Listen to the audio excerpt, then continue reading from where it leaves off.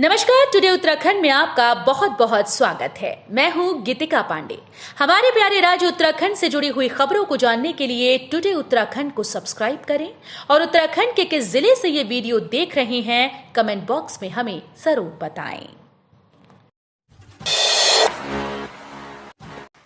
8 आयुर्वेद चिकित्सालयों के लिए 82 पदों की मंजूरी, मरीज को मिलेगा बेहतर उपचार। प्रदेश सरकार ने 8 राजकीय आयुर्वेद चिकित्सालयों के लिए 82 पद सृजित करने की मंजूरी दे दी है। इससे अस्पतालों में आने वाले मरीजों को बेहतर उपचार की सुविधा मिलेगी। केंद्र सरकार के आयुष मिशन के तहत प्रदेश के 8 आयुर्वेद अस्पतालों को उच्चीकृत कर 10 बेड के बनाए गए हैं। इसमें झाझरा, माजरा, चंबा, मुनिकीरेती, कोटद्वार, पौड़ी, बड़कोट, बड्डा, पिथौरागढ़ शामिल हैं। इन अस्पतालों में उच्चीकरण के बाद चिकित्सा अधिकारियों, डॉक्टरों, फार्मासिस्ट की कमी से मरीजों को दिक्कतों का सामना करना पड़ रहा था, जबकि चिकित्सा उपकरण, फर्नीचर के साथ मरीजों को भर्ती करने के लिए बेड की सुविधा है। मंत्रिमंडल ने अस्पतालों के लिए 82 पद सृजित करने की मंजूरी दे दी है। 18 मई को खुलेंगे चतुर्थ केदार रुद्रनाथ मंदिर के कपाट, परंपरानुसार तय हुई तिथि। पंच केदारों में से चतुर्थ केदार रुद्रनाथ मंदिर के कपाट इस वर्ष 18 मई को ग्रीष्मकाल के लिए खोले जाएंगे। वसंत पंचमी के पर्व पर गोपीनाथ मंदिर में पुजारियों, हक हकूक धारियों और मंदिर समिति के पदाधिकारियों के सम्मुख पंचांग गणना के आधार पर कपाट खोलने की तिथि निर्धारित की गई। गोपीनाथ मंदिर में प्रातःकालीन पूजा के बाद 10 बजे मंदिर में आयोजित कार्यक्रम में रुद्रनाथ मंदिर के पुजारी वेद प्रकाश भट्ट व अन्य हक हकूक धारियों की उपस्थिति में पंचांग गणना के आधार पर तिथि निर्धारित की गई। राष्ट्रीय खेलों की तैयारी के लिए सभी कोच को मिलेगा 5 के पंच का लक्ष्य। जाने क्या है तैयारी। प्रदेश में इस साल होने वाले 38वें राष्ट्रीय खेलों की तैयारी के लिए 500 कोच को 5 के पंच का लक्ष्य दिया जाएगा। ये कहना है खेल मंत्री रेखा आर्य का। उन्होंने विभागीय अधिकारियों की बैठक लेते हुए कहा, इसके लिए विभाग की ओर से कॉन्क्लेव आयोजित किया जाएगा। मुख्यमंत्री पुष्कर सिंह धामी इसका शुभारंभ करेंगे। राष्ट्रीय खेलों की तैयारी को लेकर कैंप कार्यालय में आयोजित बैठक में खेल मंत्री ने अधिकारियों को राष्ट्रीय खेलों की सभी तैयारियां समय पर पूरी करने के निर्देश दिए। उन्होंने कहा, पहली बार राज्य राष्ट्रीय खेलों की मेजबानी करने जा रहा है। राष्ट्रीय खेल इसी साल अक्टूबर-नवंबर माह में प्रस्तावित है। पहाड़ी से गिरे पत्थर चपेट में आकर हाईवे पर काम कर रहे श्रमिक की मौत, 1 घायल। कर्णप्रयाग ग्वालदम हाईवे पर काम कर रहे बीआरओ के मजदूर की पहाड़ी से गिरे पत्थर की चपेट में आने से मौत हो गई, जबकि एक अन्य मजदूर घायल हो गया। घटना बृहस्पतिवार दोपहर की है। नारायण बगड़ नलगांव के बीच लाल मिट्टी के पास हाईवे पर काम कर रहे बीआरओ के मजदूरों के ऊपर अचानक पहाड़ी से छिटक कर पत्थर गिर पड़े। पत्थर की चपेट में आने से बोधेल नितम 47 वर्षीय पुत्र बुकाऊ राम गांव बोईडीह थाना जयजयपुर जिला जांजगीर थापा छत्तीसगढ़ गंभीर रूप से घायल हो गया, जबकि अजय सिंह 40 वर्षीय पुत्र अमर सिंह गांव मकरी बंधा छत्तीसगढ़ के सिर पर हल्की चोट लगी। हैवान बना प्रेमी ने कहा के लिए कहा तो नाबालिग प्रेमिका को मार डाला, कट्टे में डालकर गंग नहर में फेंका शव।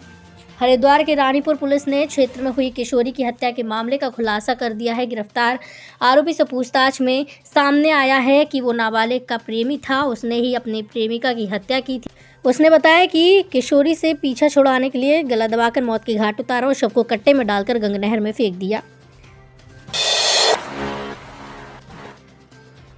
आगामी यात्रा सीजन में भारत चीन सीमा पर बजेगी फोन की घंटी। जादूंग में पहले चरण का काम शुरू। आगामी यात्रा सीजन में भारत चीन अंतर्राष्ट्रीय सीमा पर जल्द ही मोबाइल की घंटी बजेगी। इसके लिए भारत संचार निगम लिमिटेड यानी कि BSNL नेलांग और जादूंग में मोबाइल टावर लगा रहा है।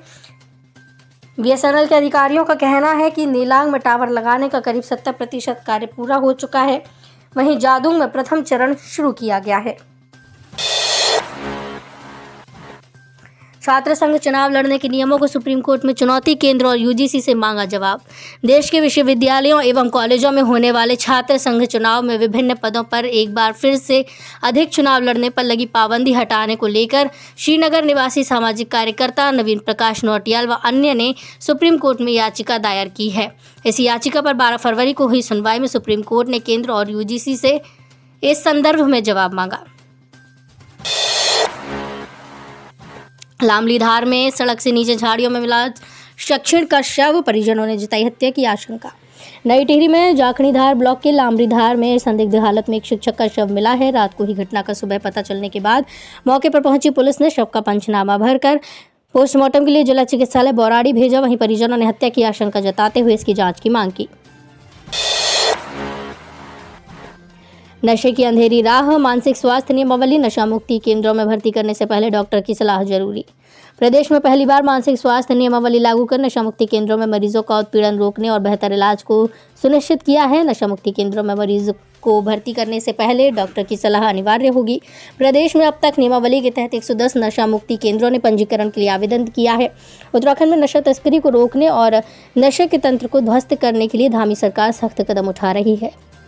प्रदेश में नशा मुक्ति केंद्रों को संचालित करने को मानसिक स्वास्थ्य नियमावली लागू की है। सरकार ने उत्तराखंड को वर्ष 2025 तक ड्रग्स फ्री बनाने का लक्ष्य रखा। नशे से ग्रस्त व्यक्तियों को मुख्य धारा से जोड़ने व पुनर्वास के लिए प्रदेश के सभी जनपदों में नशा मुक्ति केंद्रों को प्रभावी बनाया जा रहा है।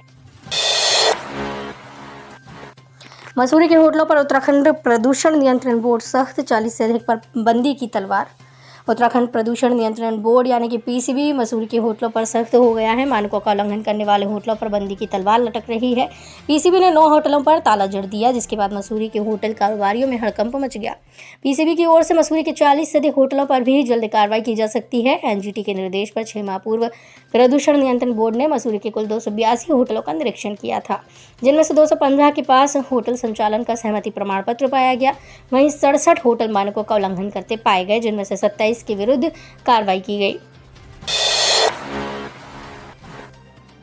सिलक्यारा सुरंग में डीवाटरिंग के लिए एसडीआरएफ के जवान करेंगे पूर्वाभ्यास। जाने ये नए अपडेट।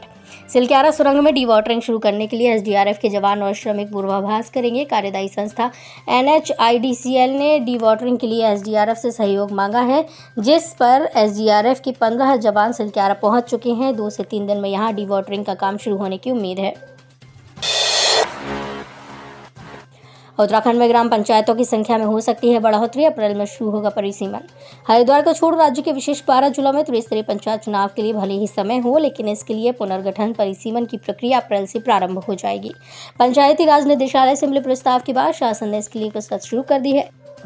पंचायती राज सचिव हरिचंद्र सिंहवाल ने संबंधित जिलाधिकारियों को इस सिलसिले में समय सारणी जारी की है। इसके मुताबिक ग्राम पंचायतों के पुनर्गठन की प्रक्रिया 4 अप्रैल को, वार्ड परिसीमन से संबंधित कार्य 28 अप्रैल से होंगे। उत्तराखंड से दूसरे शहरों, राज्यों और देशों के लिए उड़ान का रास्ता साफ, हुई सीधी फ्लाइट। उत्तराखंड से कई शहरों, राज्यों और देशों के लिए हवाई सेवा का रास्ता साफ हो गया है। इसके लिए मंगलवार को कैबिनेट ने उत्तराखंड हवाई संपर्क योजना 2024 को मंजूरी दी। इस योजना के आने के बाद अमृतसर, वाराणसी, अयोध्या से लेकर नेपाल व दुबई तक सीधे हवाई सेवा शुरू हो सकेगी। तो ये थी हमारे प्यारे राज्य उत्तराखंड से जुड़ी हुई कुछ खास और अहम खबरें। इसी तरह की लेटेस्ट अपडेट पाने के लिए अभी सब्सक्राइब करें टुडे उत्तराखंड चैनल को। धन्यवाद।